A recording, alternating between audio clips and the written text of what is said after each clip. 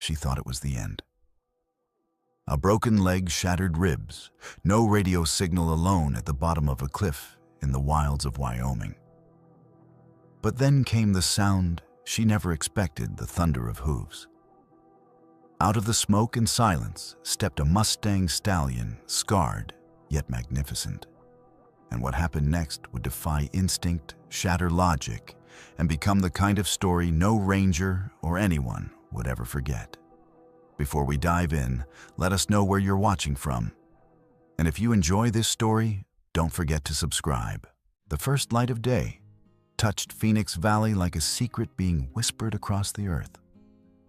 Far to the east, beyond the serrated ridges of the Wind River Range, the horizon flushed pale gold. The sun had not yet cleared the peaks, but its promise glowed in the thin veil of clouds stretched across the Wyoming sky. Down in the valley, mist clung stubbornly to the sagebrush flats, drifting in soft ribbons that curled and broke in the faint morning breeze. The air carried the sting of early mountain cold, a clean, cutting chill that woke every nerve, even as silence lay heavy on the land. From somewhere above, an eagle cried. The sharp note echoed across the canyon walls, fading into the rustle of wind through brittle stalks of summer-dried grass. Phoenix Valley breathed in slow rhythm, as though reluctant to rise from the stillness of night. There was no trace yet of smoke from chimneys, no sound of ranch trucks groaning along dirt roads. Only the valley itself, ancient, self-contained, and waiting.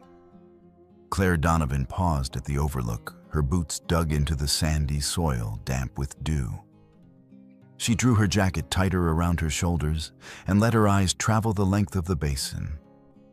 To anyone else, it might have looked like an untouched expanse of wilderness, quiet and indifferent. To Claire, it was something else entirely. She felt the anticipation like a current humming beneath her skin. Today would matter. She was 42 years old, a ranger who had given nearly half her life to these lands. 15 years of patrols through snowstorms and summer heat waves of rescuing hikers who thought the backcountry tame of writing citations no one liked to receive. The uniform had aged, with her faded khaki stretched across shoulders, hardened by long hikes, cargo pants frayed along the seams. Her hair, once a striking auburn, was now streaked with sun-bleached copper and shot through with strands of gray, tied back in a no-nonsense knot. Nothing about her seemed soft, yet there was a patience in her gaze, an endurance that mirrored the stubborn resilience of the valley itself. People in town often said Claire was married to the land. They weren't wrong. She had never wanted the bustle of Laramie or the narrow rhythm of marriage and children that others seemed to slip into.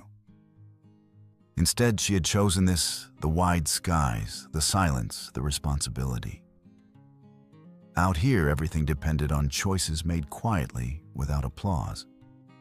And right now, that responsibility weighed heavier than it ever had before. Her thoughts pressed forward sharp as the cold air.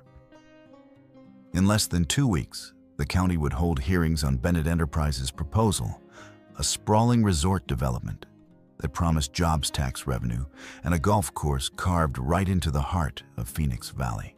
To the councilman, it was an irresistible offer. To Claire, it was a death sentence for the herd of Mustangs that had roamed these flats for generations. She could almost hear Richard Bennett's voice, slick and certain: wasteland is wasted land. Let us build, and we all prosper. Claire muttered under her breath, the words turning to vapor in the morning chill.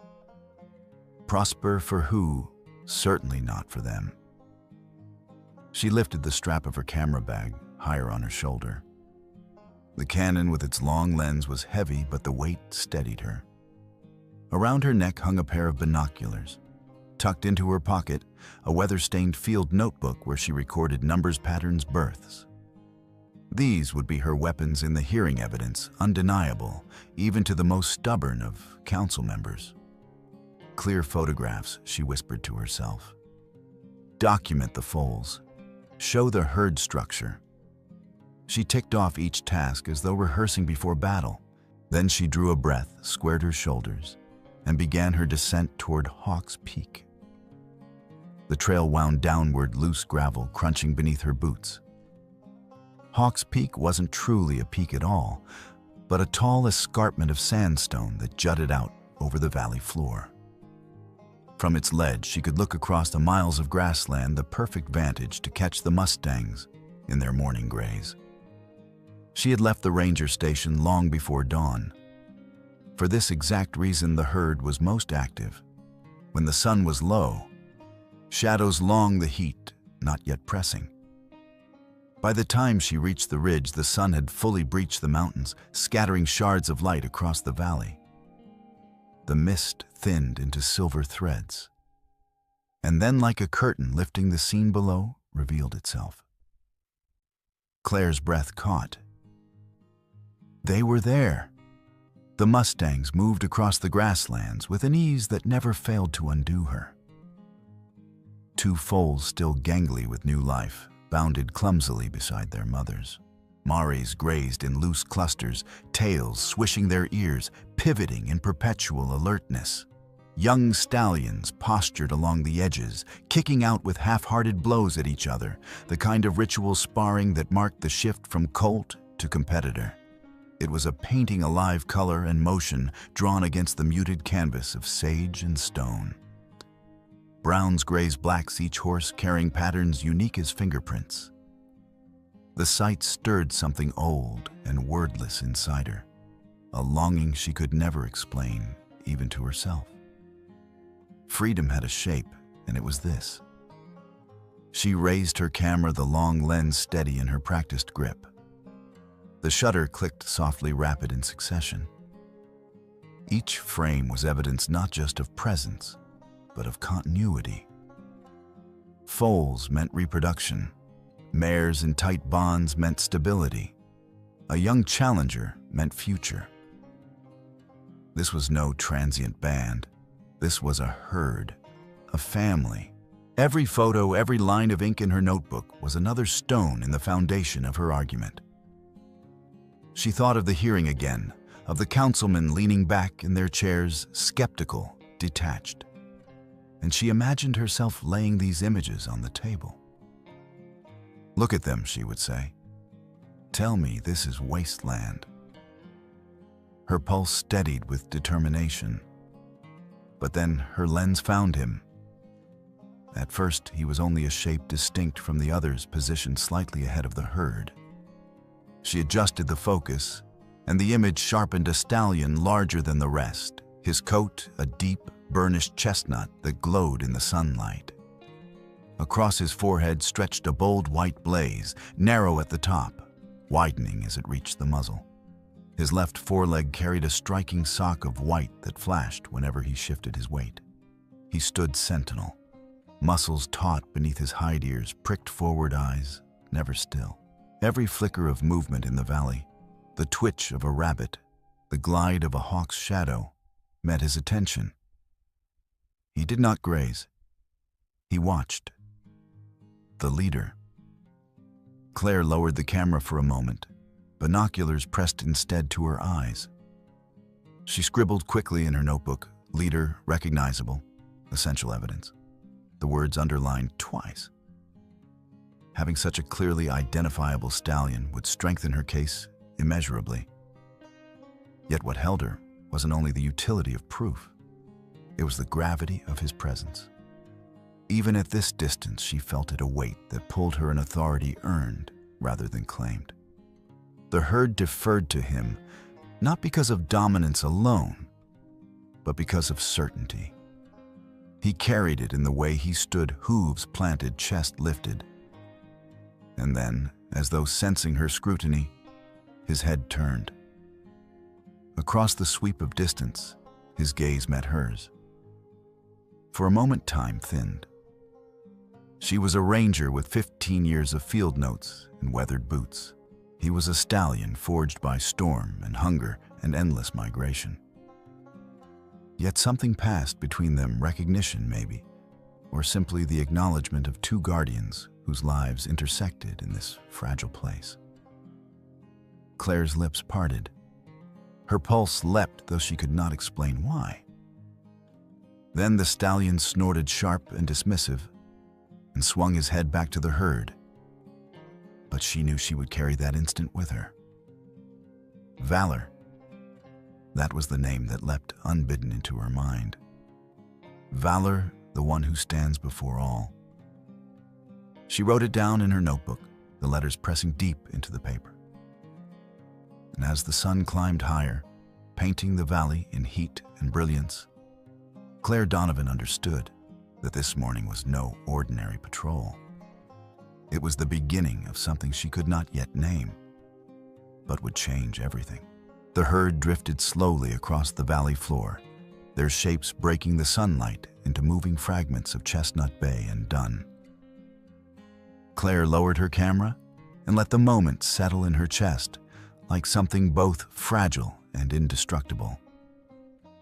She had photographs already, a dozen frames that captured foals bucking mares, shielding young colts sparring. Evidence. Proof. Enough perhaps to sway a council meeting. But she knew better than to settle for enough. In hearings, half-proof was no proof at all. Judges wanted clarity, photographs that left no room for dispute. What she needed was a vantage that revealed the herd in its entirety, a sweeping shot that captured not only individuals, but the full tapestry of their existence. Her gaze traveled upward toward Hawks Peak. The sandstone bluff jutted over the basin like the prow of a ship. She had climbed it before years ago during routine surveys. From its summit, the whole valley spread open in a single sweep of sightlines. If she could get there now, the morning light would fall just right. She breathed out a thin sigh, adjusting the strap of her camera. Just a few more steps. A better view. That's all. The decision made itself. She slung the binoculars across her chest, tucked her field notebook more securely into her jacket pocket, and started toward the narrow game trail that wound up the bluff. The soil was dry beneath her boots, a powdery mixture of sand and fractured stone. Every footfall stirred the dust into the air, carrying the smell of sun-warmed sage. The climb demanded her attention immediately. Hawks Peak was no gentle rise, it was a fortress of jagged rock. Chunks of sandstone jutted like broken teeth, and scraggly bushes forced her to weave in zigzags. She used one hand to steady her camera against her body, and the other to grip exposed roots, pulling herself upward, step by step. The higher she climbed, the sharper the wind became. It funneled through cracks in the cliff, tugging at her jacket, rattling branches overhead. Once a gust slapped so hard against her side that she staggered, knees knocking stone. She froze, chest pressed close to the cliff face, until the wind eased. Her breath rasped. Careful now. Don't get reckless. But her determination drove her on. She could almost see it, the herd framed perfectly below the kind of photograph that could not be argued away. The council might ignore words, but they would not ignore images of foals playing at their mother's heels. Just a few more meters, she muttered, voice carried away by the wind. Yet nature whispered a warning. As she reached for a foothold, a scattering of pebbles slid loose beneath her boot. They pattered down the cliffside, clicking against stone, vanishing into the depths below. She froze again, pulse quickening. The ground felt different here, not solid, but brittle, as though the earth itself had loosened its grip. Her eyes darted down. Small fractures spidered across the surface, cracks invisible, until she placed her weight upon them. Another gust shoved at her stronger than before, and she swayed. For an instant, the camera strap felt like an anchor, dragging her backward into emptiness. She clenched her jaw and pressed closer, forcing her boots deeper into the soil. Not now, she whispered. Not when I'm this close. Caution warred with resolve. She knew the risk, but she also knew that turning back meant losing the angle she had come for. And so she pressed forward, every muscle taut with concentration. When she reached a broad slab near the top, relief loosened her shoulders. Just a few more steps, and she would stand on the ledge looking down at the herd in their morning pasture. She placed her boot firmly on the slab, and the earth betrayed her. A sound cracked the air, sharp splintering like a gunshot muffled in stone. Beneath her, the slab shuddered. She had only a second to register the fissure streaking outward like lightning across the rock's surface before it gave way entirely. The ground vanished. Claire pitched forward into nothing. The camera tore free from her grasp, tumbling end over end in the air. Her cry ripped from her throat, echoing up and down the canyon like the wail of something ancient and doomed. The world spun. Sky stone sky again. She clawed at the air at the cliff at anything, but her fingers scraped only emptiness. Somewhere far below, the herd startled. Horses jerked their heads, manes flying. She glimpsed Valor himself, ears pricked, muscles coiled, his gaze snapping upward as though drawn to her fall. Then the vision blurred. She struck the cliffside. Pain flared white-hot as her shoulder slammed stone. She ricocheted, twisting skin tearing against a rock. Again she struck, this time her hip bone jolting with sickening force. There was no control.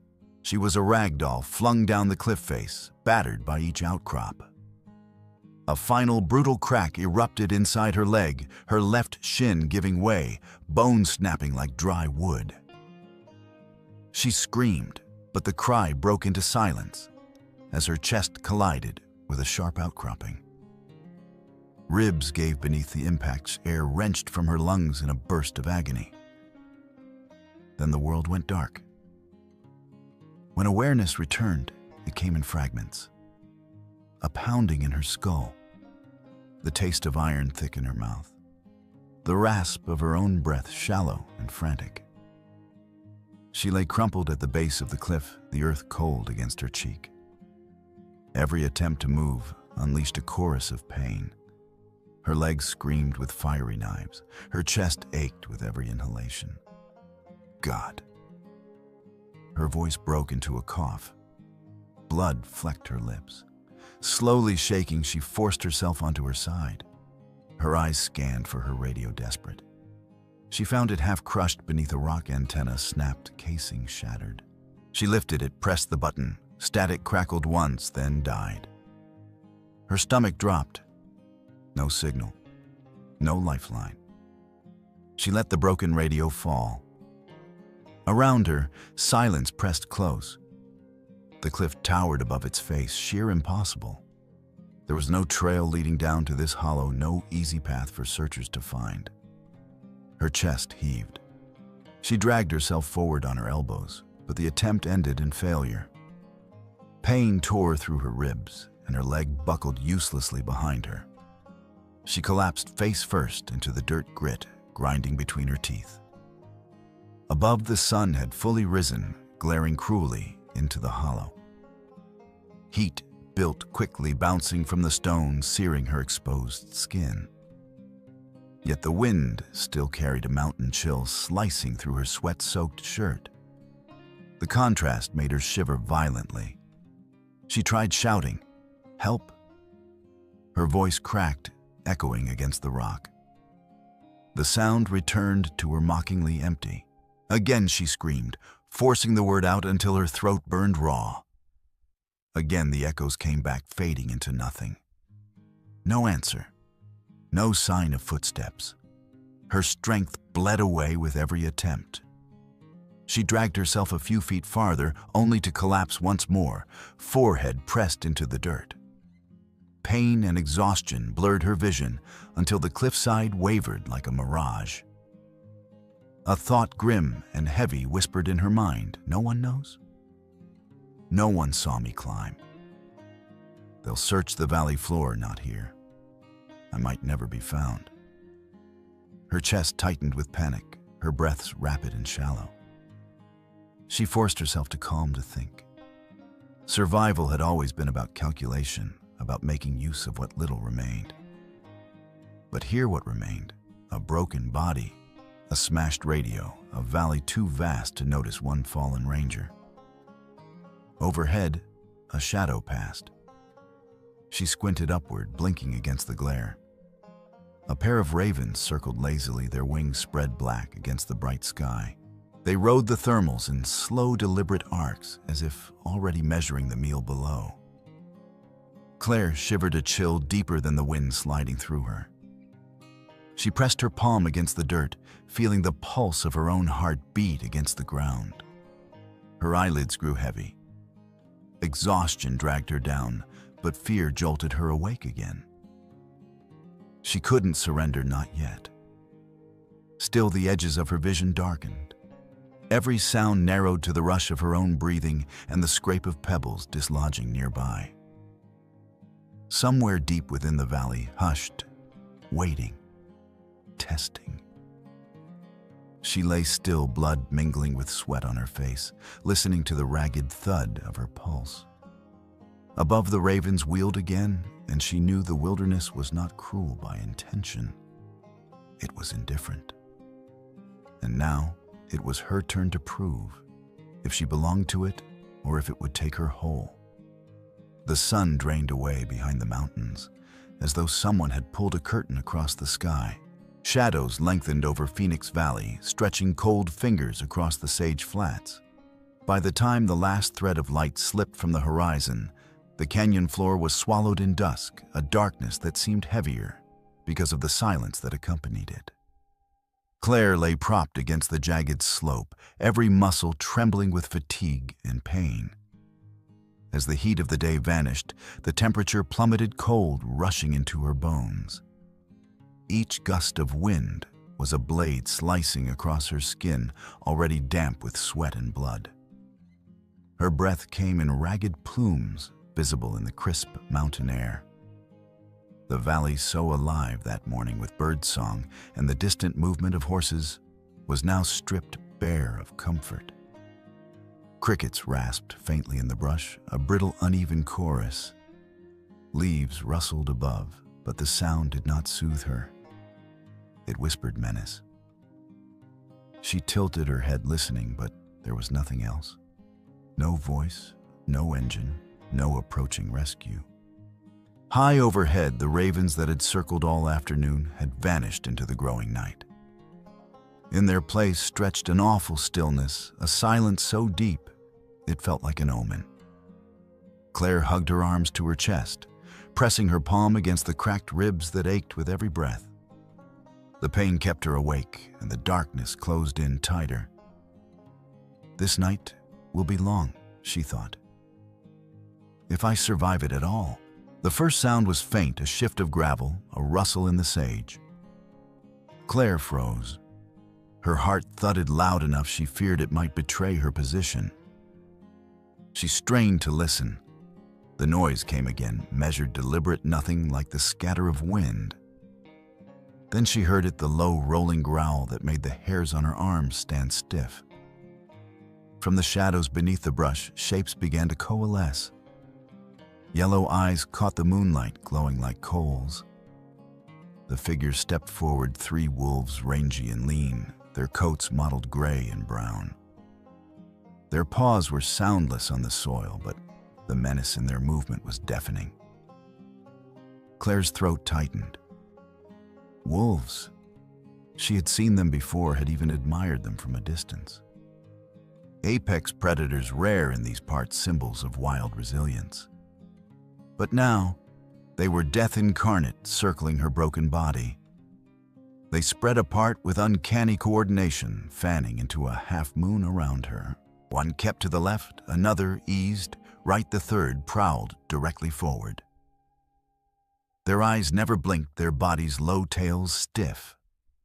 The lead wolf lowered its head lips, peeling back from its teeth.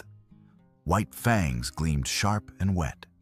Its growl deepened, a vibration that traveled through the ground. Claire's chest heaved. Panic clawed up her throat. She tried to shift her position, pushing herself back against the rock, but the motion ignited fire in her ribs, and a scream tore loose before she could swallow it. The wolves flinched at the sound ears flicking forward. Her hand fumbled across the dirt, desperate for anything. Her fingers closed around a stone, small, jagged on one edge, hardly larger than her palm. It was pitiful, but it was all she had. She lifted it, her grip trembling, her knuckles white. She tried to steady her voice, though it shook with fear. "Stay back.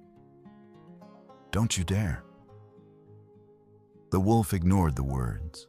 It stepped closer, paw by paw. Head low, eyes locked on her throat. Its breath smoked in the cold air, sulphurous and hot. The other two crept closer, as well, circling, patient, calculating.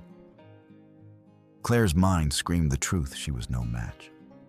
Her leg was useless, her ribs knives in her chest, her body drained. She could not run, could not fight, could not even throw the stone with strength.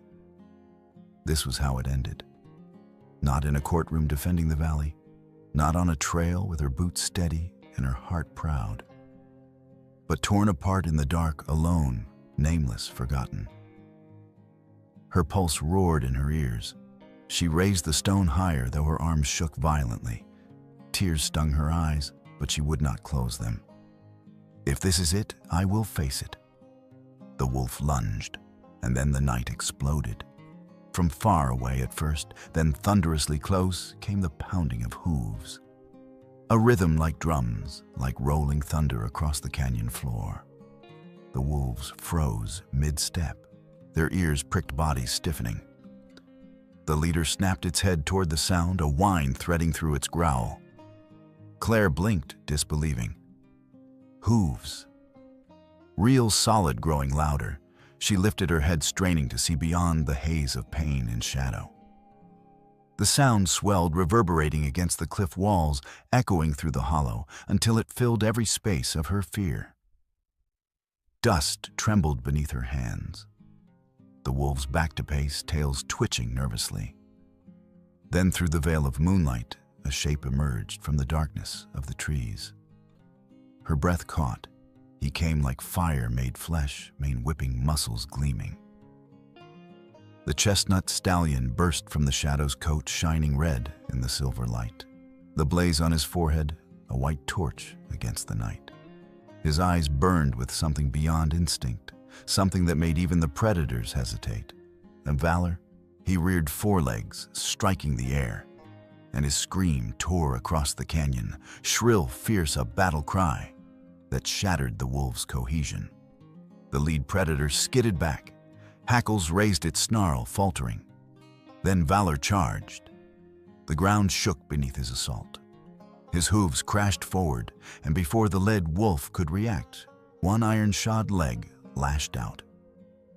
The blow connected with a sickening crack, hurling the wolf sideways into the brush. It yelped, scrambling to its feet, then vanished into the dark. The other two bared their teeth but retreated, circling wide, unwilling to test him.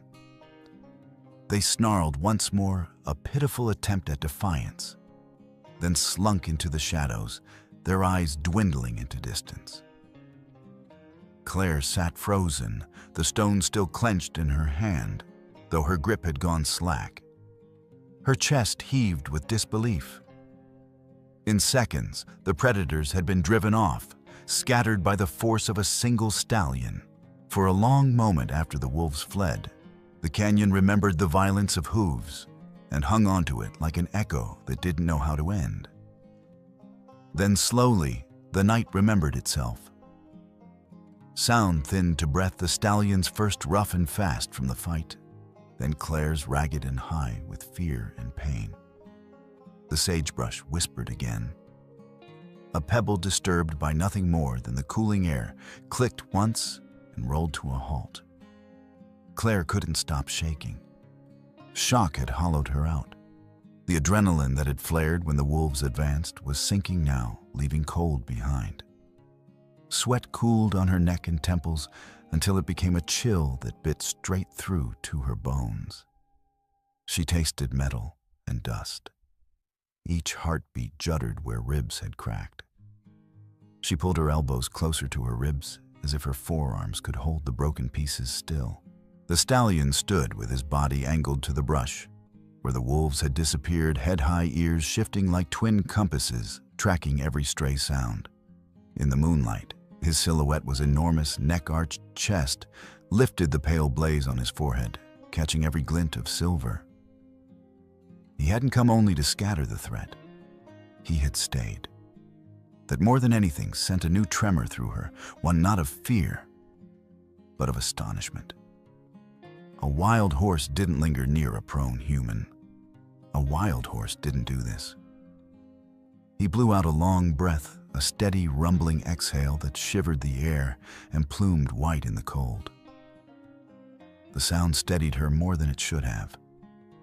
She swallowed and found her voice small and hoarse. "It's all right," she whispered. "They're gone." He didn't look at her. Not yet. His attention remained on the slope, on the sage, on the dark seam of trees beyond, where eyes might still be watching. He stamped once more, warning, then anger, then tilted his head as if measuring the night's intentions. Only after a while, when the brush held nothing but wind again, did he turn to her. He came forward carefully, not with the force that had split the wolves, but with a step that announced itself long before it arrived. His hooves found the bare patches between the clumps of grass. He tested the ground before committing weight. Moonlight glazed the curve of his shoulder, shifted with each breath across the rise and fall of muscle. He seemed larger still when he was close. The sudden nearness sent a surge of animal heat into the cold pocket where she lay. He stopped a few feet away and lowered his head.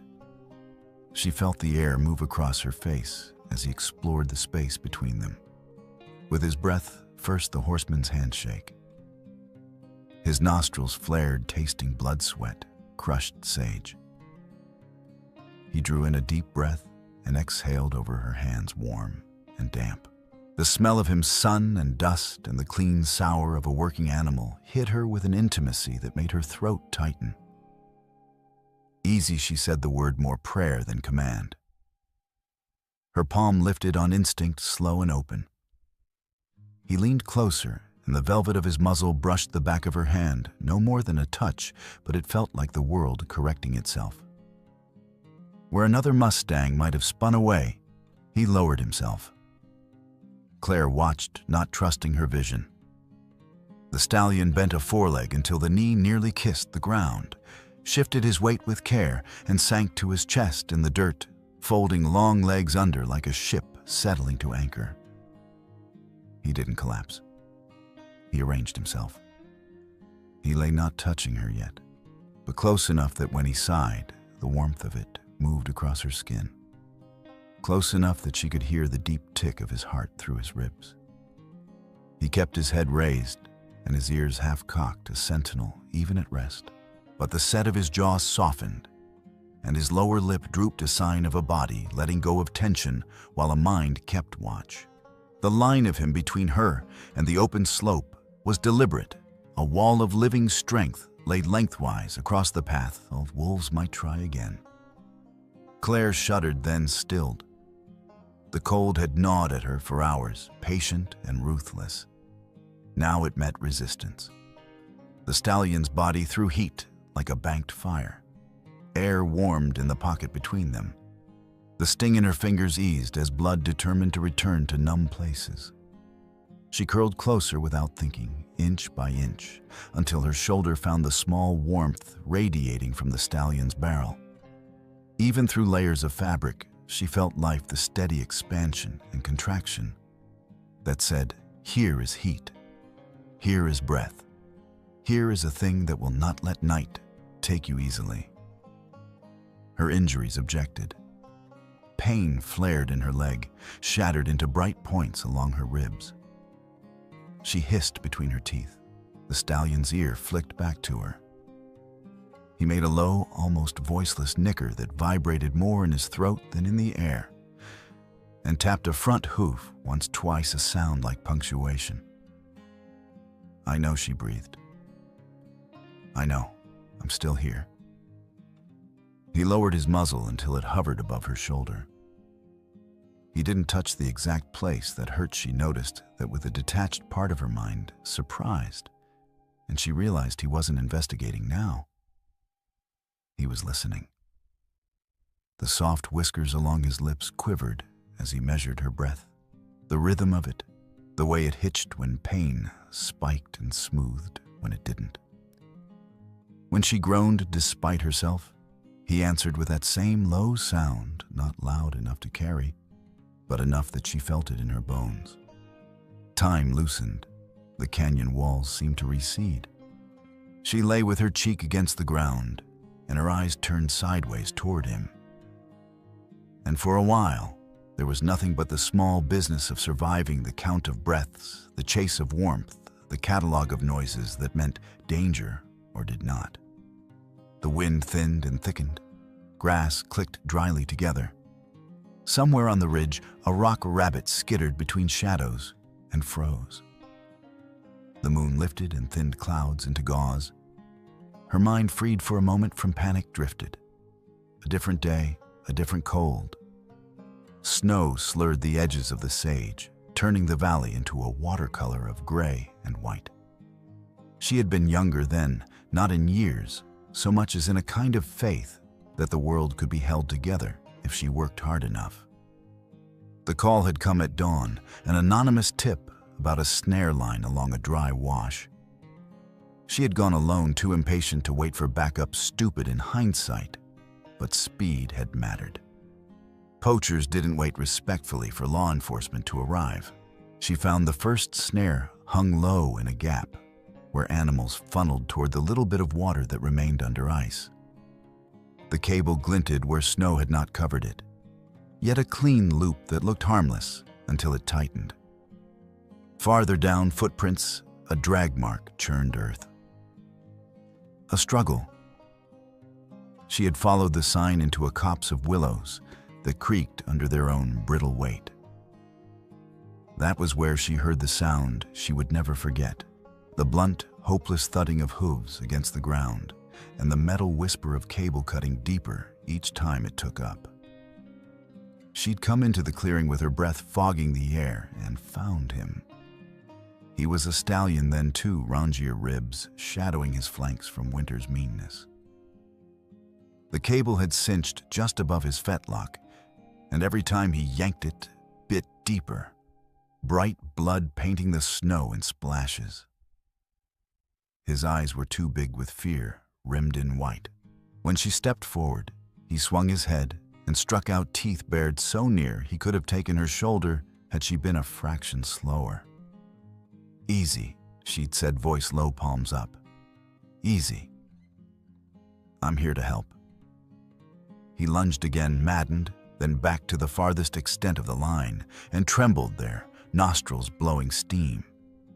She had known, standing in that ring of churned snow and willow smell, that this was a line she couldn't cross with force. She had to bring him back from the storm inside his skull. So she talked. About nothing, about everything. About the cold and the smell of willow bark and the way the snow made a hush that felt holy. She let her voice go lower, slower, slipping it under his panic like a hand under ice. She moved when he breathed out, not when he breathed in. She showed him the cutters. She made herself smaller. She made the world smaller until it was just them, nothing else. Minutes lengthened. She inched closer each time his head dropped by half an inch. When he struck again, she yielded and began again, patient as thaw. Somewhere in that frayed interval, his ear flicked toward her and stayed. His front leg stopped stamping high and came to rest closer to the ground. He breathed, and she moved the last steps and slid her hand along the cable to the spring. It fought her. Her gloves slicked with blood, The cold bit hard through leather. The cutters chewed metal and skidded. She found leverage again and again, until with a grunt, the coil gave the loop loosened and the spring vomited itself free. The stallion had staggered, nearly going down. She had leapt back. She wasn't foolish, but he didn't crash through her. He steadied, tested the leg, planted it, let his head hang for several long breaths. He had looked at her, then really looked not with wildness, but with the kind of evaluation that felt uncomfortably human. She remembered the line down his face, a white blaze that thinned, widened, thinned again, and the asymmetry of it, making him distinct. She remembered she was sure 1 4-foot light with white to the pastern. She'd memorized him without meaning, to the way one memorizes a passage in a book when the words strike like truth. He had limped a few paces, stopped, turned. Snow sifted in a gust between them. He didn't come closer. He was not a dog, but he had held her gaze for a count of 3 heartbeats, a tiny electric treaty. Then he'd driven his teeth through the cable where it lay in the snow, shook it and flung it aside, as if vowing none of his would be snared again. He had moved off into the willows, leaving the clearing to hold the imprint of his fear and her breath. Now, with moonlight silvering everything cruel and tender in equal measure, she looked at the stallion lying beside her and knew it was him, not just because of the blaze or the white on his foreleg, though those were proofs. It was something in the arrangement of his courage, in the way he held his ground without vanity, in the patience with which he let silence do the work words could not. "You remember?" She whispered, the cold making the words smoke. "You do, don't you?" He turned his head, one ear swiveling to her. His eye, dark and glossy, held nothing she could translate and everything she could feel. There was no fear there. Caution. Yes, he was a wild thing who had learned the world the hard way, but beneath it rested a comprehension that had no place in the tidy drawers of science. Not magic, she didn't believe in that. Not sentimentality, she had no room for it out here. Something else. A continuity. A ledger kept by the valley itself. "You remembered," she said again, voice breaking. "And you came back." Tears slid sideways into the dirt. They hurt where wind chapped her skin, but she didn't lift a hand to wipe them. The stallion breathed the long hair of his chin whiskers stirring with the exhale, and she let herself cry in the shelter of a rib cage built for running. The sobs weren't loud. They were the small, stubborn kind that a body makes when it has been forced to carry more than it should. When she quieted, the valley made a sound like agreement wind combing the tops of the brush. A far-off night bird lifting, crossing a seam of stars, vanishing. The stallion shifted, and without quite touching her injured leg, edged his body so that the bulk of him took the brunt of the wind. It wasn't a cuddle. It was a calculation how to put strength where it was needed. Claire exhaled. Between breaths, she formed the thought, whole at last. This isn't chance. The thread that ran from the snare to the cliff to this circle of warmth was not neat enough to present as evidence in a hearing, but it was taut enough to hold her here in this hour. Debt was the wrong word. Favor, too flimsy. Bond came close if she colored it with grit and winter and the absolute refusal of each of them to abandon the other to the worst of the valley's tests. "Thank you," she told him, and meant it without irony. "For staying." He answered with quiet. Not human quiet, the meaningful kind curated for effect, but the animal kind that said, "We are not moving because we do not need to." It sank into her with the warmth. Stars arrived while she watched the line of his shoulder rise and fall. They came timidly at first, single needles pricking through the high, cold air, then in clusters, then in a scattering so bold it made the darkness feel like a deeper thing than night. She found constellations she used to name as a girl, and then had no names for the messy, beautiful sprawl of the rest. Her eyelids grew heavy. and she slid toward sleep, then jerked awake when pain snagged her. Each time she stirred, the stallion's ear ticked toward her. Sometimes he tilted his head and breathed over her face and hair a touch of warmth that stitched her back to wakefulness. Sometimes, when she slept too long and her breath went shallow and thin, he shifted his weight and thumped his tail against the ground, a soft drum that wandered into her dream and shook it apart before the cold could possess her. The first hint of light slid down the canyon wall like a blessing withheld too long. Claire blinked awake, unsure at first if the change in the air was dawn or a dream. But when she turned her head slowly, because every muscle shrieked, the shadows had thinned, and a ribbon of sun had found the floor of the gorge. Her body felt carved from stone. Numbness had set in, not the comfortable kind of sleep, but the dangerous kind, the one that meant blood hadn't bothered to travel everywhere it should. Her tongue stuck to the roof of her mouth. Thirst scratched her throat raw. Each attempt to breathe pulled barbed wire through her ribs. She shifted slightly, and a wave of agony crashed so sudden that blackness edged her vision. For one panicked moment, she thought she'd passed out again. Her thoughts staggered toward coherence. I can't last another day like this. Not without water, not without medicine, not without someone finding me.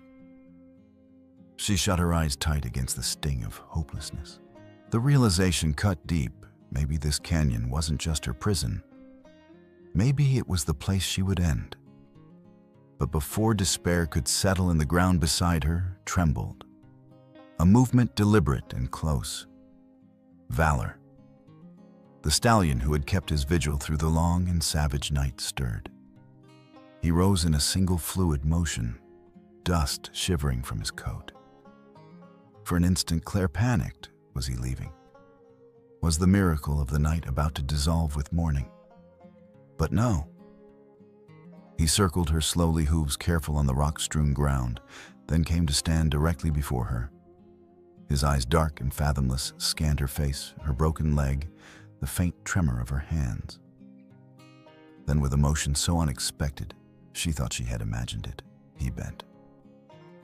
First, his knees dipped forelegs, folding beneath the massive weight of him. Then, with controlled grace, his hindquarters lowered until he knelt on the canyon floor. His back curved, shoulders sinking, body angling down as though inviting. Claire's breath caught. Her mind rejected what her eyes swore to her. Mustangs didn't do this. Wild horses didn't kneel for humans. This wasn't instinct, wasn't chance. Her throat worked. No. You can't mean... The words slipped out as a broken whisper. He held the posture, patient, waiting. Her heart pounded harder than it had even in the moment of the wolf's charge. For a long time, she only stared, incapable of reconciling what she saw with what she knew. No, she whispered again, shaking her head. I can't. My leg is broken. My ribs. She swallowed hard. I can't even stand. But his gaze was steady, calm, unwavering. Not the fire of the fight now, but something older, steadier, expectant. And she understood this was her only chance. Terror at the pain ahead rose in her chest, but so did a thread of will she hadn't felt since the fall. Her voice was a rasp, but she forced the words into air. All right, I'll try. The declaration felt absurd, impossible. But once spoken, it became law.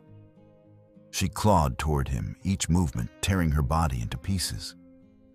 The ground blurred with sweat and blood as she dragged herself across the short but endless distance. By the time she reached his side, she was shaking violently. She lifted a hand, every nerve screaming, and found his mane. It was thick, tangled, heavy with dust and wind. She closed her fingers around it and pulled. Agony exploded through her ribs. The broken leg twisted beneath her and nearly sent her spinning into unconsciousness. She gasped, cried out, nearly fell back. Valor did not move. His muscles twitched under her touch, but he remained kneeling, unflinching. She tried again, a sob escaping her throat. Each inch was a war hand over hand through the thick main body, levering upward by fragments. Her vision pulsed dark. Sweat soaked her shirt, stung the wounds on her arms. Twice she slipped, sliding back down his shoulder, teeth clenched to stifle screams. Twice she pressed her forehead to his side, whispering, "I can't. I can't." And twice the stallion stayed. On the third try, she drew breath like someone drowning. One more, she croaked. With everything left in her, she hauled herself upward. A broken sound tore from her chest as her body left the ground. She collapsed across his back, her arms locking into his mane like a lifeline. For a heartbeat, she thought she might black out entirely. Her cheek pressed into his coat, hot and coarse beneath the sweat. The smell of him filled her lungs, grass, dust, wildness. Her whole body shook. Her lips moved without meaning to. Oh my God, I'm on him. It was unbelievable, ludicrous, holy. A wild Mustang, a creature who had spent its life fleeing ropes and men and fences, had chosen to bear her weight. Not because she had broken him, not because he had been trained. Because he chose. Slowly, carefully, Valor began to rise. His muscles bunched under her like coiled steel, lifting with steady precision. First the hindquarters, then the front, until he stood tall again, bearing her battered body as though he had always carried such burdens. Claire clung to his mane with every shred of strength left. Her breath came fast and shallow. Tears streaked her dust-caked face. The canyon shimmered in dawn's light, and for a moment it felt like the earth itself had stopped to watch.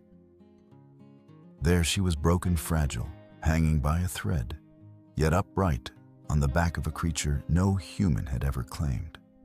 It was a vision carved from myth, a wild Mustang, and a wounded ranger joined in defiance of every law of nature and survival.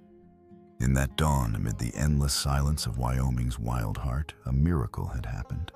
The world moved beneath her in slow, deliberate rhythms. At first, Claire thought it was the canyon itself shifting, but then she felt the rise and fall, the solid warmth, the unmistakable cadence of hooves on stone. She forced her eyes open.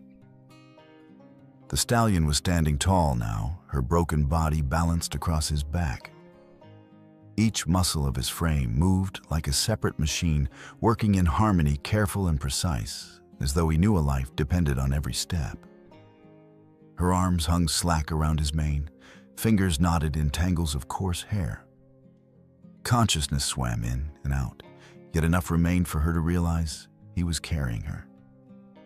Not away from her kind, not back toward the herd, but forward into terrain only he could read. A Mustang sworn to wildness had chosen this. The path was merciless. Stones broke loose under his weight and rattled into the abyss below, clattering, until they were swallowed by silence. Dust rose and settled on Claire's face, sticking to the blood and sweat already crusted there. Every incline was a gamble. Every slope threatened to cascade into ruin. Yet the stallion paused often, ears swiveling, nostrils flaring, testing the air as if the valley itself whispered directions only he could hear. Claire lifted her head, once the effort monumental. Below them yawned a gorge so deep it seemed bottomless shadows hiding every secret. Her breath hitched.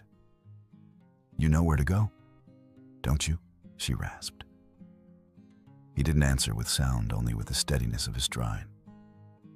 When her strength failed, she slipped into a half-dream. The sway of his gait rocked her, gently pulling her back to the surface, each time oblivion tried to claim her. His movement was a lullaby, threaded with urgency. Sleep if you must, but don't let go. An hour passed, maybe more, before the murmur of water reached her ears. The stallion followed it, hooves crunching down to a crease in the rock where a narrow stream trickled. He lowered his head and drank flanks rising and falling with relief. Then he turned, waiting. Claire's lips were cracked, her throat a wasteland. She blinked until the world steadied and saw the silver line of water gleaming inches away. Gritting her teeth, she stretched one arm, scooped with her trembling hand, and brought the coolness to her mouth. The shock of life hit her instantly. She drank again, tiny mouthfuls that burned with sweetness. "Good boy," she croaked, voice shredded but certain. "You're saving me." The stallion snorted, tossing his head as if to acknowledge the truth in her words. Then he shifted his stance, bent, a knee lowered his chest just enough so she could cling tighter before he rose again and moved on. The sun climbed, merciless and glaring. Heat pooled between canyon walls, baking stone until it glowed. Sweat stung every cut on her skin, but worse was the fire gnawing at her ribs and the lightning bolt in her leg. Again and again, her mind folded into black. Each time she sagged, Valor stopped.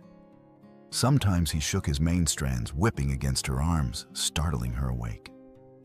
Sometimes he jerked his shoulder with just enough force to jostle her, commanding her not to leave consciousness behind. She never knew how long she drifted, only that she always woke to the steady drum of hooves beneath her. Once in the haze of delirium, she saw Snow again, saw a younger version of herself, freeing a trapped horse. Him, her heart insisted, even when her mind couldn't hold the shape of the memory. Past and present blurred into one truth: this was not chance. It was the circle closing. By late afternoon, the skies shifted to a deep amber shadows, stretching across the ridge like fingers. Valor pushed onward until the ground opened to a wider path, Coyote Ridge. Somewhere familiar, somewhere known. From the distance came a shout, rough with desperation. "Claire, can you hear us?" She tried to lift her head. Her lips moved barely louder than the breath escaping them. "Here. Over here." Flashlights blinked in the growing dark. Figures advanced with ropes and packs, the sound of boots echoing. Kyle Morgan's voice cut clear through the canyon. "Hold on, we got you." The stallion stopped. Slowly, with infinite care, he knelt again, lowering his body until Claire slid toward the ground. Hands reached her just as her strength gave way. She collapsed into the arms of her colleagues, relief breaking across their faces as they saw she was alive. But Claire's eyes sought only one thing. Valor stood a moment longer, framed in the last light of the sun. His mane caught the glow, each strand a ribbon of fire. He lifted his head high, scanning the horizon, then turned his gaze back to her one final time. Their eyes met hers, blurred with tears. His fathomless, steady, impossibly knowing. Then he whirled. A burst of muscle, a flash of hooves, and he vanished into the folds of the forest. By the time the others turned to look, he was gone, leaving only dust and silence behind. Claire clutched at the rescuer's sleeves, her voice breaking even as they strapped her to the stretcher. "He saved me," she whispered, tears streaking her face. "The Mustang saved me." And though no one else had seen him, the words carried a weight no wind could erase. The rescue team moved with clipped efficiency boots, drumming the dirt as they carried Claire up from the canyon on a litter. She drifted in and out the world, flashing to her in shards, faces lined with worry, the white swing of a headlamp, the sky widening above as the canyon walls fell away. The truck door banged. Someone tightened the straps around her shoulders. A needle slid home, and cool relief crept along her arm. She tried to lift her head and could not. "The Mustang," she murmured mouth-thick words, scraping. "Valor. Save your strength," a paramedic said, and the truck lurched forward toward Pinewood Springs. At the hospital, the light turned clinical and relentless. X-rays, sterile questions, the tug and pinch of hands doing necessary harm to set things right. The verdict came in calm sentences: a fractured left, tibia, 3 broken ribs, extensive contusions and lacerations, dehydration bordering on shock. Fluids dripped, pain dulled to something she could breathe through, and a cast rose pale and heavy around her leg. They settled her in recovery where the air smelled of antiseptic and linen. Outside these walls, word traveled faster than the ambulance had. A ranger fell in the valley and the town began to talk. When she surfaced from the fog, the first thing she said was, "The Mustang saved me. He stayed all night. He carried me out."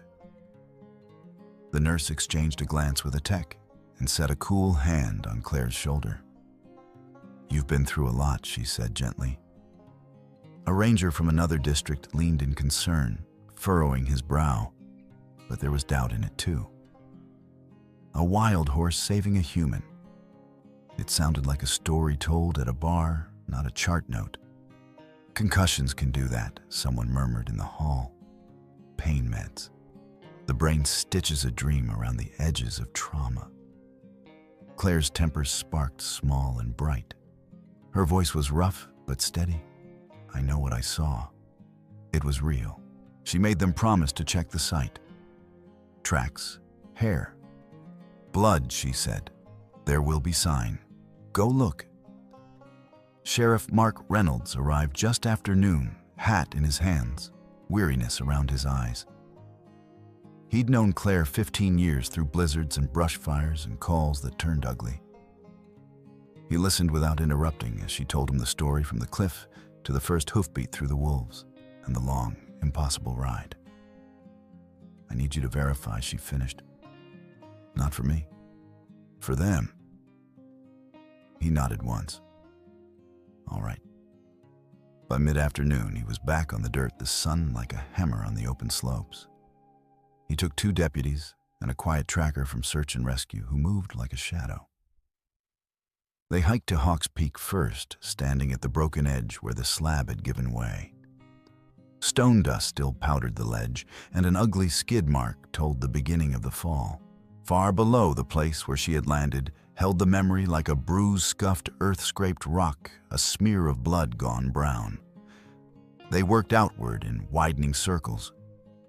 In a patch of softer ground, a dozen clear crescents stamped the dust, the front edges deeper than the rear, fresh hoof prints, large, repeating in pairs, along a path that angled away from the hollow. Chestnut hairs snagged in the thorns of sage where something big had brushed through hard. A few yards farther on a rock where the trail pinched, Reynolds crouched and brushed his thumb across a rust-red stain. "Bag," that he said. "We'll compare with the hospital draw." They followed the sign for nearly a mile over the spine of a ridge and down into the runout toward Coyote Ridge.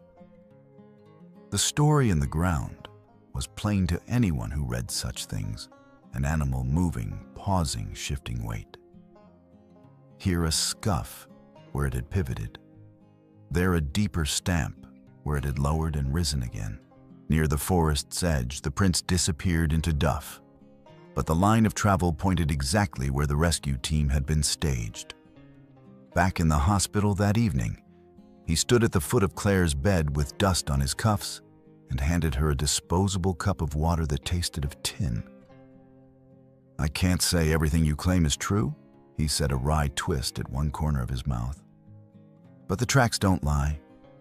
A horse traveled with you a long way. We found hair. We found blood. Lab says the sample on the rock's yours." Claire closed her eyes briefly and let out a breath that trembled. The nurse, chart in hand, paused in the doorway. Word this word, a counterweight to rumor, slid into the corridors and out into town, and there were signs. People who had scoffed that morning found themselves less sure by nightfall. Dr. Helen Carter came the next day, smelling faintly of hay and alcohol swabs, a stethoscope looped like jewelry around her neck. She was a veterinarian, not an MD, But she'd patched enough animals and a fair number of careless ranchers over 3 decades to speak with authority on bodies under stress. She squeezed Claire's hand and inspected the lines in her face the way she'd once inspected a foal that wouldn't nurse. "Your vitals are better," she said. "Pain's under control, it is," Claire said, and then before Helen could pivot to small talk, I told them about Valor. Helen lowered into the visitor's chair. "I heard." She looked at the floor for a moment, considering her words. When she spoke, her tone was careful. "Listen to me like you would if I was talking about a patient. Severe dehydration, blood loss, sleep deprivation, shock, these can distort perception. Fever, even low grade, can add color to a memory. The survival brain is a novelist when it needs to be. It will write a story that gets you to morning." Claire stared back. "Helen, you know me. I don't mistake dreams for reality." "I want to believe you," Helen said softly. "God, I do. But extraordinary claims need extraordinary proof. Then help me collect it." Claire's jaw set. She pushed herself upright until pain warned her to stop.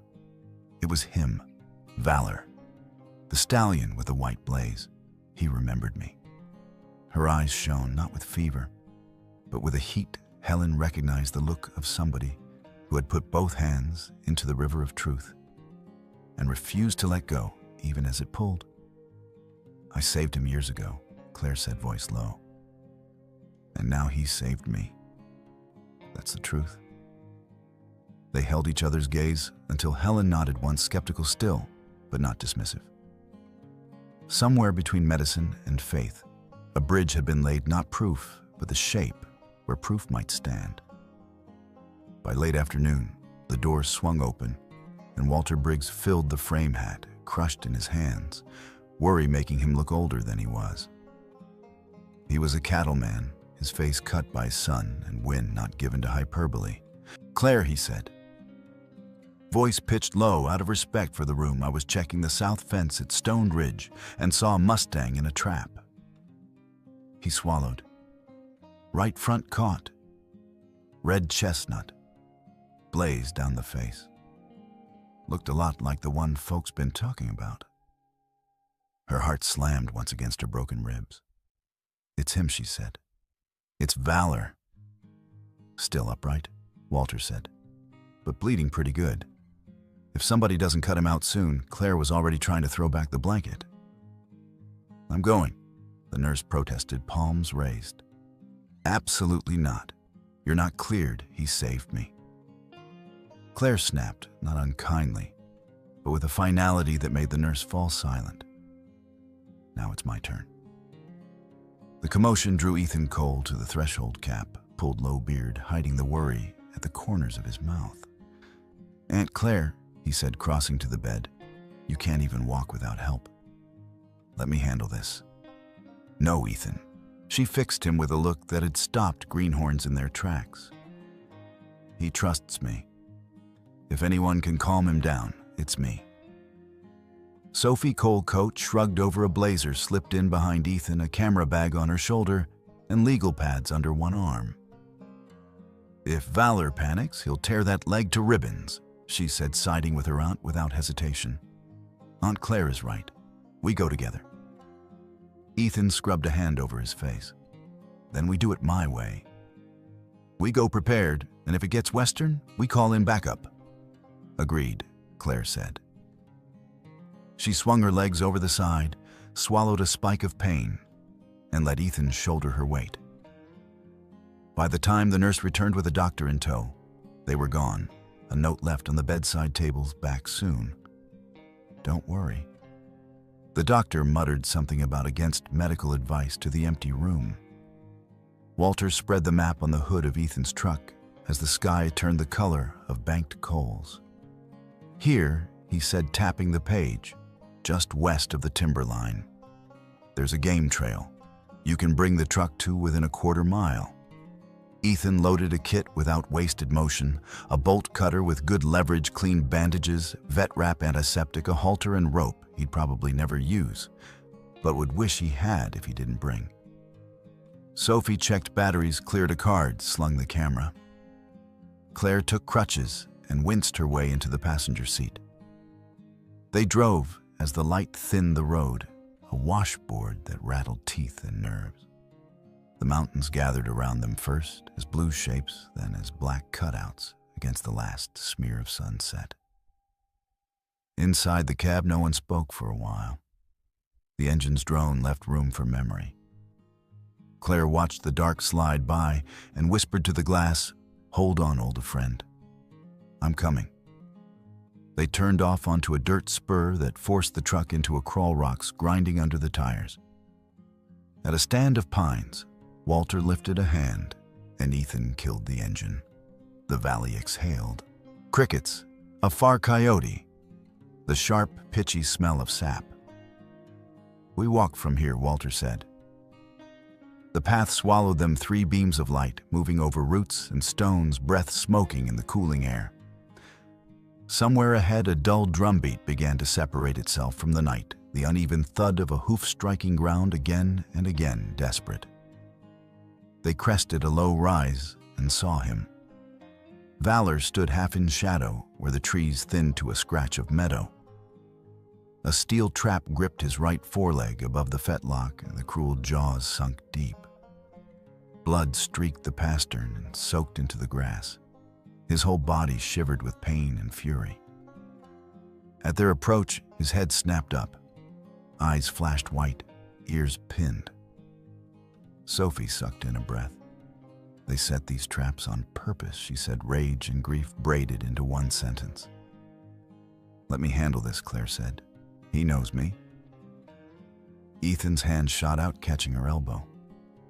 "Slow, no sudden moves. If he throws himself, I know," Claire said, and shook free gently. She set the crutches aside and went forward on one, then both knees, making herself small, voice soft as she let it spill into the dark. "Easy, boy. It's me, Claire. I'm here." Valor's nostrils flared. The muscles in his neck bunched. His hindquarters worked as he shifted weight off the trapped leg. The sound he made was almost a groan, pulled from some place that had no words. "Easy," she said again, inching closer in the rhythm she remembered from the willow stand years ago. "Move when he breathes out, still when he breathes in. I know it hurts. I know." She stopped just out of reach of his hooves and lifted her hands, palms open. She wasn't looking straight into his eyes. It would read like a challenge. But at the place where neck met shoulder, where horses measure each other's intentions. His ears flicked to her, then forward, then back again. The wild intensity in his gaze thinned by a degree. Ethan crouched a few yards behind the bolt cutter cradled. "On your word," he said.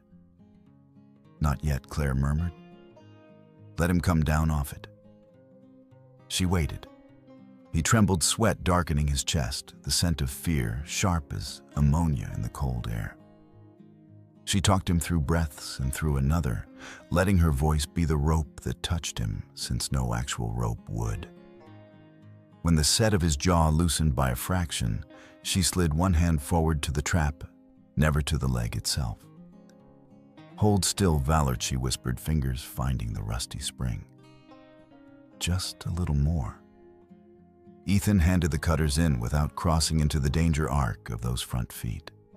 Her hands shook so badly she had to breathe 3 times before the tool steadied. She set the jaws on the spring and squeezed. The cutters skated metal, shrieking against metal. Valor jerked hard, nearly going down. She flattened her palm against his shoulder and let the pressure of it be calm. "Shh. I've got you." She reset. This time she found better purchase. Her ribs screamed as she put her weight into the handles. The spring resisted, then relented by degrees. Her forearms trembled. The world narrowed to the bite of steel, and the grunt forced through clenched teeth. And then, click. A flat, decisive sound. The jaws gaped. The trap fell away. Valor stumbled, freed leg collapsing to the ground. He gasped, there was no other word for it, then hauled himself upright on 3 sound legs and one that bled freely. He stood there panting, head low, as if the relief itself hurt. "It's done," Claire said, and sagged back on her heels. Sweat ran cold down her neck. For a moment, all she could hear was her own pulse and the high whine of pain in the air. Now that the metal was gone, Ethan eased closer, gauze in hand. "We can wrap if he'll let us. Don't push," Claire said, though her eyes never left the stallion. He didn't bolt. He didn't strike. He lifted his head and took 2 deliberate steps toward her. Ethan froze.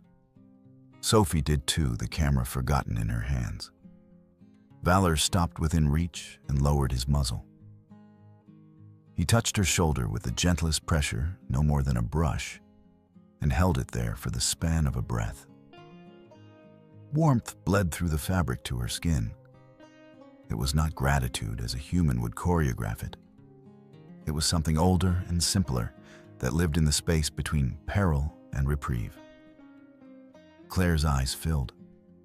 "Good boy," she whispered, hand rising to his neck without thinking. The hair was damp warm, pulsing with the life she had almost watched run out. "You're free now?" The stallion lifted his head. He scanned the trees, the open cut of meadow, and the line of ridgeline beyond, as if reacquainting himself with the fact of escape. Then he stepped past them. No fear, no hurry, a stately retreat, and melted into the darkness beneath the pines. His tail a last quiet flag that disappeared between trunks. They stood in the clearing and breathed. The trap lay open on the ground, its jaws stupid and useless without tension. Sophie bent, wiped her sleeve across her face, and finally remembered to raise the camera. She photographed the sprung steel, the bloodied grass, the curve of hoof prints where a horse had stood and then left. She took a close shot of the chestnut hairs caught on the bent teeth. "We'll use this," she said, voice thick. "Everyone needs to know." Ethan exhaled a long, hard breath he must have been holding since they stepped into the trees. He looked at Claire, pale, shaking, but lit from inside with the same fierce light that had taken her up the mountain in the first place, and shook his head in something like awe. "Let's get you back before I have to carry you," he said, gentling the joke with a smile. They gathered the trap evidence, now not just iron, and Walter led them out by a route easier on Claire's ribs. At the truck, they loaded the kit in the silence and stood for a moment with the doors open, listening to the night as if it might offer a benediction. Claire stared into the dark where the trees had closed around the stallion. "Run free, Valor," she said softly. When they drove back toward town, the headlights made their own tunnel through the black. Behind them, Stone Ridge exhaled. Ahead, the road bent toward a fight that had grown teeth and time and proof. Between those 2 points, a woman in a Mustang had written a chapter in a language older than law. Richard Bennett had the practiced smile of a man who'd never once had to apologize. At 61, he wore success like a tailored suit, silver hair combed to precision tan, unearned by labor cufflinks engraved with his initials. People called him shrewd. People who'd stood in his way called him ruthless. Bennett Enterprises had paved mountaintops for chalets, shaved rivers into ornamental canals, and sold wilderness at a markup to buyers who preferred their sunsets curated. Phoenix Valley to him was a blank canvas prime land, waiting to be packaged into a luxury resort, with villas, a golf course, green as an emerald, and a desert of sage, and a tourist riding center where domesticated horses posed for photographs. Wasteland, he'd said to a reporter smiling into the lens. Wasted on feral stock. He had commissioned a consultancy to produce a report stating there was no stable Mustang herd here, only transient bands, a soft lie wrapped in executive formatting. The town had split along the seam of that lie, a chorus for jobs and tax revenue. On one side, a quieter fear for the soul of the valley on the other. The first hearing took place in the Pinewood Springs Community Center, a long room with polished floors and a stage too small for the size of the crowd. Folding chairs filled fast. Ranchers with sun-cut faces. Teachers clutching notepads. Teenagers who had grown up skipping stones in the creek. Reporters with hard eyes and soft shoes. At the dais, the county commissioners shuffled papers and cleared throats with the false authority of people who knew they were outnumbered by their own constituents. Bennett opened like he was selling a product because he was. Slides of happy families in infinity pools. Charts with arrows pointing up. Jobs, he said, savoring the word. New revenue. A brighter future. He strode the stage with a salesman's choreography voice, warm as varnish. Heads nodded. A man near the back whispered, "Property values like a prayer." But when the time came for rebuttal, the room's temperature shifted as if a draft had slipped under the door. Sophie Cole walked to the podium with a laptop under one arm and a battered projector under the other. The legal pads she'd scrawled on last night creased at the corners. She didn't bother with an introduction. The house lights dimmed, and the bare wall behind her bloomed with photographs, Claire's photographs. A foal first knee's too long tail, a little brush head tilted toward its mother with the soft wonder of a newly made thing. Click. Mares in a tight crescent bodies angled outward, the universal geometry of protection. Click. Young stallions testing each other with half-serious rears, hooves pawing the air, the roughhousing of brothers learning the language of strength. Click, and then him the big chestnut with the white blaze and the white sock on the fore, standing slightly ahead of the herd, like a sentence that knew where it was going. Valor? These, Sophie said, aren't snapshots of tourists passing through. This is structure. She mapped the images onto a timeline, the same mares appearing across seasons, foals growing yearlings, shouldering into adolescence. GPS pings flared on the screen, tracing loops and arcs that returned season after season to the same haunts. She held up copies of older ranger reports. She pointed out water sources, winter forage, foaling grounds. A resident herd, she said. A stable band with identifiable leadership. You move them, you erase them. And with them, a living piece of American history. Murmurs shimmered through the room. Someone clapped once sharply. More hands followed, hesitant, then sure. A commissioner tapped his pen, as if asking it what to do next. They called Claire. She came down the aisle on crutches, pale against the cast that swallowed her left leg jacket, hanging too loose, because the hospital scale had stolen 10 pounds she couldn't spare. She took the oath with a steadiness the crutches didn't show, then gripped the podium and looked out over her town.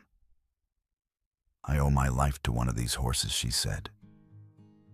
Her voice was hoarse, a rock-scraped thing, but it carried to the back row. She told the story without embroidery. The fall at Hawks Peak, the crack of rock, the air rushing up to meet her. The wolves' yellow eyes cutting the night. The stallion's scream and the charge that sent them scattering. The long, impossible warmth of a body lying between her and the cold. Dawn, and the way he knelt, asking without language for her to climb. The traverse along the canyon wall, the creek, the stops when she slumped, the way he shook his mane to wake her when her breath went thin. "He carried me out," she said simply. He chose to. Silence pooled in the room, as if sound itself had been asked to listen. A woman in the front row pressed her fingers to her mouth. A teenager wiped his eyes with his sleeve, pretending not to. The commissioners stared down at their blotters as if they could find a different outcome between lines. Sheriff Mark Reynolds rose from a side seat, hat in hand. "My office examined the sites," he said, voice even. "We found fresh hoof prints consistent with a large stallion traveling alongside an injured person. Chestnut hairs at snag points. Blood that the lab matched to Miss Donovan on rock the animal would have had to pass. I can't tell you what a horse intended." He glanced toward Claire, and something like respect moved through his eyes. "But the tracks don't lie." If belief had a sound, it was the room exhaling all at once. Bennett stood, the smile slipping. He buttoned his jacket like armor and stepped to a spare microphone. With respect, he began loading the phrase with condescension. "We are making public policy on the basis of a ranger's trauma narrative." He tapped the consultancy's report pages, thick with logos and anodyne fonts. "Photographs are moments. Herd stability requires longitudinal data. Even Ms. Donovan's own doctor suggests cognitive distortion." He lifted his palm toward the commissioners as if directing traffic. "Jobs, schools, roads. Those are real. A horse story is sentiment." He shouldn't have said horse story. The words sat wrong in the air, souring. Heads turned away. A man in a feed store hat shook his head slowly, as if at a child who'd missed the point on purpose. Bennett's voice sharpened, and the room hardened against it. The hearing adjourned at dusk, with no vote, only a promise to reconvene. People streamed out into the parking lot with full hearts and conflicting thoughts. Claire drove home with Ethan and Sophie in a quiet that hummed. Bruises throbbed with the day's adrenaline leak. The knock came after dark. Claire opened the cabin door to find a suit that didn't belong to this elevation. Kevin Morris smiled a lobbyist smile and lifted a hand, as if to show he carried nothing but good intentions. "Ms. Donovan, I know it's late. May I?" She let him in because saying no would have been a performance, and she had no patience left for theater. He remained standing, careful not to touch anything, as if wood paneling might stain him. "Richard regrets the tone in there." He began, oiled vowels easing the words. "He respects your service. He respects the community." He placed a folder on the table and flipped it neatly open. Renderings slid into view, green corridors, tasteful signage, a horse logo, in a font designed to look like rope. Bennett Enterprises is prepared to fund a sanctuary on paper, at first, of course, for the feral horses, a dedicated acreage on marginal land, fencing, interpretive signs. You would naturally be the figurehead, a generous stipend, and an exchange of public statement support, or at least silence. He spread his hands. "Everyone wins. You get to be the face of conservation. We get to be the engine of prosperity." Claire had set a small recorder under the edge of the table when he said, "May I?" The red light winked inside the shade of a lamp. She listened without blinking, then said, "You think I'd sell out the very herd that saved my life?" Morris's smile held, but his eyes cooled a degree. "I think thick skin is a virtue in public service. Compromise is how adults behave." "And trap lines?" she asked. "Bribery, false reports." He laughed a sound without humor. "Miss Donovan, words like that have consequences. They're supposed to." She reached for the folder, closed it, and slid it back so it grazed his immaculate cuff. "Tell Bennett this," she said, voice low and level. "If another trap is set, if another horse is harmed, I'll make sure he never builds a birdhouse in this county." The smile finally failed. His gaze drifted and fixed on the lamp on the little eye of blinking red. Color rose, then receded from his face. "Is that an insurance policy?" Claire said. "For truth." He straightened his tie that didn't need straightening. "You're making a mistake. Get out." He went. The door thudded closed behind him and left the cabin ringing with crickets and the faint rush of the creek below. Claire sat for a long moment, breathing through the ache. Then she emailed the audio file to Sophie and Ethan with a single line. "In case I ever go quiet." She backed it up to a cloud she barely trusted, and to a thumb drive she did. The night felt suddenly larger. The fight had changed shape. She wasn't alone. That settled in her like food after hunger. The photographs, the hoof prints, the town's held breath. Ethan's steady hands at a canyon's edge. Sophie's charts that turned love into evidence. Sheriff Reynolds' "The tracks don't lie." And somewhere beyond the crest of the hill, a chestnut stallion with a white blaze alive, because she had cut a spring and because he had chosen to keep her alive in return. From here on, it would not be only a struggle to recover. It would be a campaign to keep a valley free enough for hooves to drum it. The next hearing would come, and after that, fire or flood or another scheme dressed in nicer language.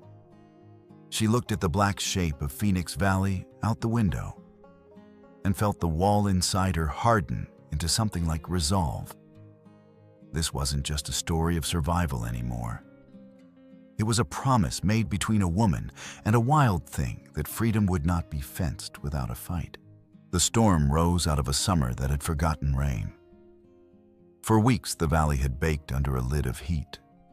Grasses turned to tinder creek beds, to mirrors of stone. That afternoon, the horizon darkened as if a giant hand had smudged charcoal across the sky.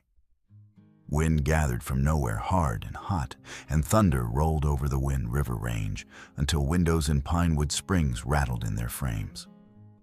Claire watched the first radiating flash from the ranger station porch, the sound arriving a heartbeat later. A cannon shot clapping off the canyon walls. The second strike found the dry crown of a dead pine on a south-facing slope. The tree bloomed into flame, as if it had been waiting only for permission. In minutes, tongues of fire licked downhill, found brush, found grass, and began to run. By the time the first engine screamed from town, smoke had already flattened the light, turning the afternoon a bruised and ugly orange. Dispatch crackled with overlapping urgency, structure protection. Here air support requested their crews ordered to hold the line along an old dozer cut. None of it sat right in Claire's chest. She was out the door with her pack before anyone asked her to be painkillers stuffed into a pocket she never used. "You're not cleared for field work," a medic called after her. "Then call it observation," she said, and kept moving. Sheriff Reynolds flagged her down at the staging area. His face was streaked with ash, his voice clipped by smoke. "We've got reports of a band of horses up in the North Fork. If they push into the bowl, they're trapped." "Phoenix heard?" Claire asked, though she knew. He didn't answer. He didn't need to. Ethan jumped into the passenger seat of the brush truck as Claire climbed behind the wheel. Sophie slid into the back with a camera around her neck and a mask looped ready at her throat.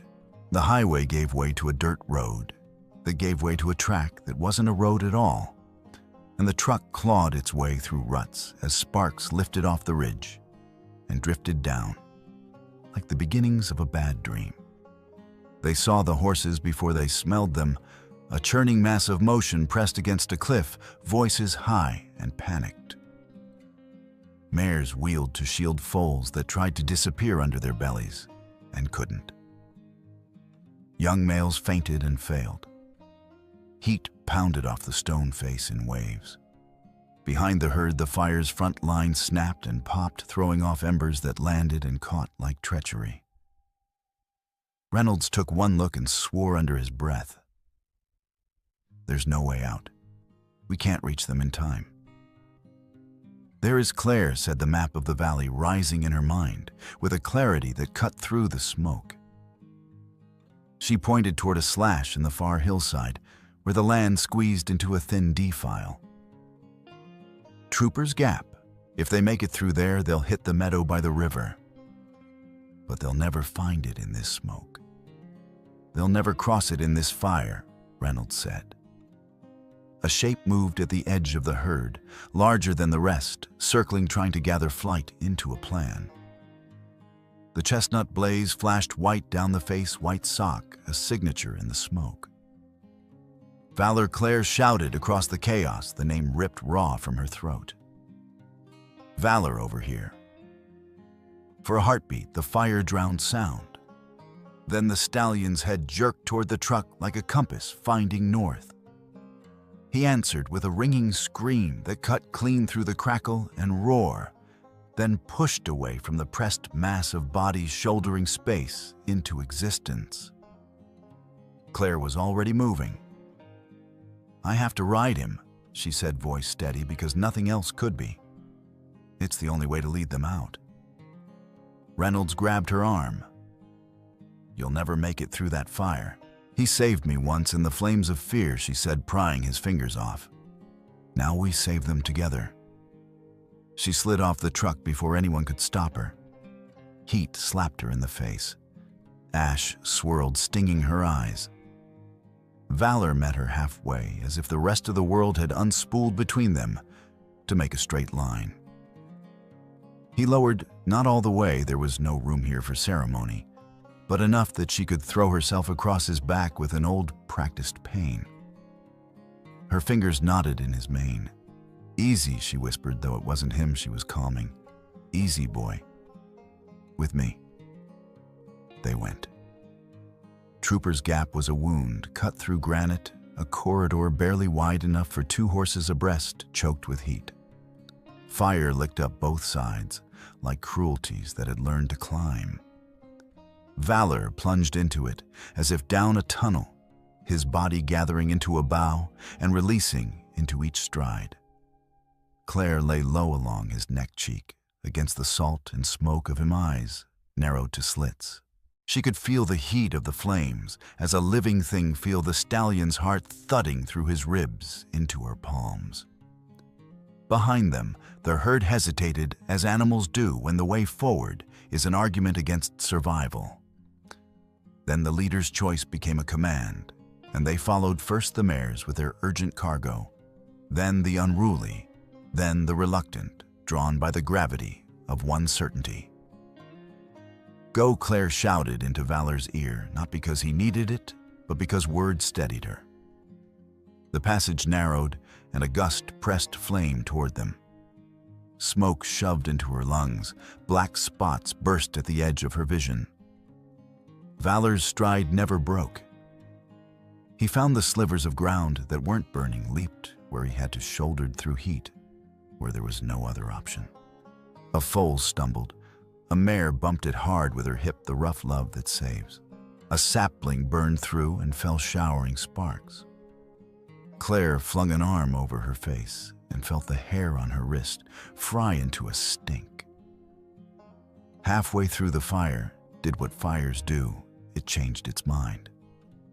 Wind turned sideways and dropped a burning branch across the trail with a crack. Valor's skidded haunches dropping weight coiled. Claire heard herself shout before her brain delivered the command. Now he launched. For a timeless fraction, he was entirely in the air muscles, unspooling power heat, licking at belly and hocks. They cleared the branch. Behind them, others took heart one by one. The horses gathered themselves and leaped, hooves striking sparks when they landed. From the ridge above, Ethan and Sophie stood with scarves over their faces, eyes watering helpless spectators to a scene they would dream about for years. Sophie's camera was up then, down, then up again, because she was crying, and because there are moments you take into your body before you trust them to a lens. "She's leading them," Ethan said, voice cracked. "Through fire." The gap widened in front of them, smoke thinning light, turning from blood red, back toward a color the sky remembered. Valor thundered into open air, and the sound of dozens of hooves unfurled behind him, like a curtain tearing. They burst out of the canyon, not as a herd fleeing, but as a column returning from a war maimed and smoking and alive. People waiting at the edge of the safe zone cheered before they meant to the sound breaking in their throats. A little girl with ash on her cheeks sobbed openly. A crew boss who'd never cried at anything had to cough into his fist and pretend it was smoke. Reynolds stood with his hands on his hips and said to no one in particular, "I'll never doubt her again." Valor didn't stop at the line. He kept the horses moving until they found grass by the river and water that wasn't boiling. There, the herd slowed, heads dropping to drink, bodies shivering with the aftershock of survival. Claire sagged against his neck, every cell ringing the world, tilting. When he'd seen them settled, Valor turned back toward the trucks and tents and red flashing lights. He walked as if the earth remembered his feet. The paramedics stood back without needing to be told. He reached the open space where the ambulance waited, picked his spot and folded down with slow, exquisite care until Claire could slide to the ground into waiting hands. The nearest EMT caught her under the arms. "We've got you," he said, impulse and promise both. Claire reached for Valor's mane as she went, fingers grazing the rough warmth. "Thank you," she whispered, voice blown to thread. "You did it." The stallion stood for one long moment, head-high eyes on hers. If there was a word for what lived in the look, language hadn't found it yet. Then he turned, unhurried, and trotted back toward the river, back toward the horses that needed him more than any human ever could. Smoke still braided the hills when the second hearing convened. The town hall had never held so many bodies. People stood in aisles and on window ledges, and still more clustered outside with loudspeakers. News vans lined the curb. A hand-lettered sign leaned against a lamppost, "Let the Valley live." Sophie went first. She had not slept, but adrenaline had made a new kind of waking inside her. On the screen behind her, data bloomed, procurement emails that undercut Bennett's consultancy margins, edited by a hand too sure of itself. Line items that said one thing to the public and another to the bank. Then the videos, not polished, not staged, shot through ash, a column of Mustangs pouring out of a canyon with a chestnut stallion in the lead and a ranger bent low on his back. The room hushed. The air seemed to stand still to make room. Claire followed, crutches thumping the old wood cast, scuffed and dirty. She played the audio of Kevin Morris, offering a sanctuary that was nothing but signage and spin, and then naming his price for her silence. His voice came through the speakers, cold and crisp, like a wire being plucked. No one in the room moved for a long, hard heartbeat. Then a low rumble of anger grew into words.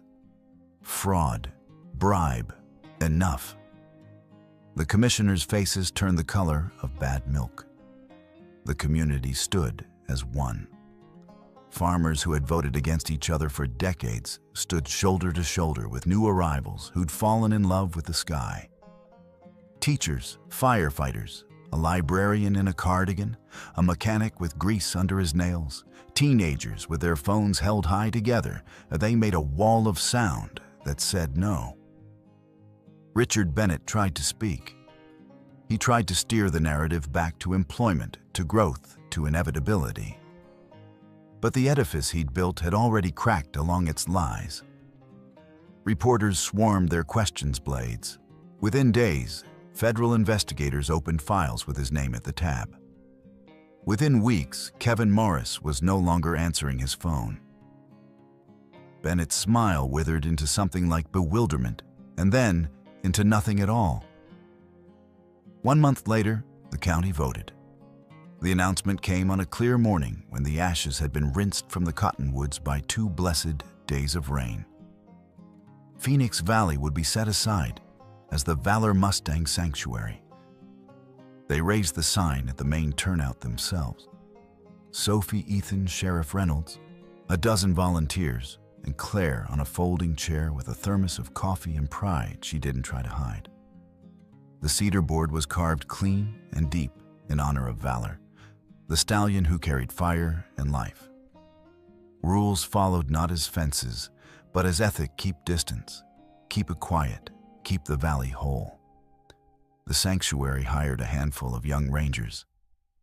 Ethan put on a uniform and found that it fit. Sophie built a legal wall too high to climb and started chasing grant dollars with the same relentlessness Bennett had chased profits.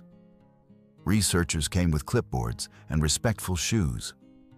Tourists came and learned to use binoculars and outside voices. The Mustangs did what Mustangs do when we get out of their way. They lived. Seasons turned. Snow wrote its own report across the ground and then melted into a spring that scattered gold along the creek banks. Foals came all legs and astonishment. Coyotes sang and were answered from the far hills. Claire learned the limits of her mended bones and the gifts of their warning. Some mornings she patrolled with Ethan. Some afternoons she met a school group at the Overlook and showed them where to look for the flick of a tail in the sage. A year later, the valley wore September like a shawl. The light thinned and warmed, at once a paradox only autumn understands. On her clipboard, Claire wrote a sentence that pleased her transition underway. A younger stallion had begun to collect the attention of the mares, not with fights, but with steadiness. He drifted toward the front when the band moved, then dropped back without sulking when Valor pinned an ear. Day by day, the old leader ceded inches, and the herd accepted the quiet transfer of authority as if it were the weather. Valor had gone gray around the eyes. His trot was still a thing to see, but he saved his gallop for when it mattered. He stood a little off from the heart of the band, sometimes not banished, but self-removed, watching approving. Claire wrote another sentence: they make room for time here.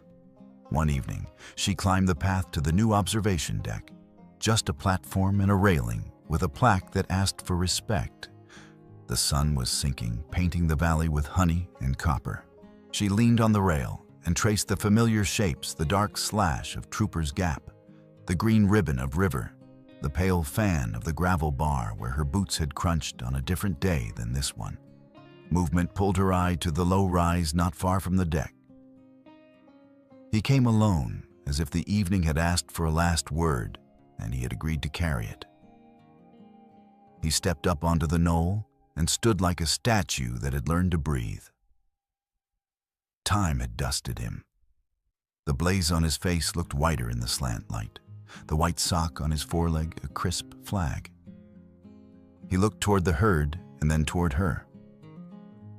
"Hey," she said softly, ridiculous, and right at the same time. "Old friend." He lifted his head and sent a call across the valley, a long sonorous cry that climbed and fell and hung a signature cast into air. It wasn't a challenge. It wasn't fear. It felt like acknowledgement, the valley saying yes through the throat of a horse. Claire smiled through the sudden burn of tears. "Goodbye," she whispered. "Thank you."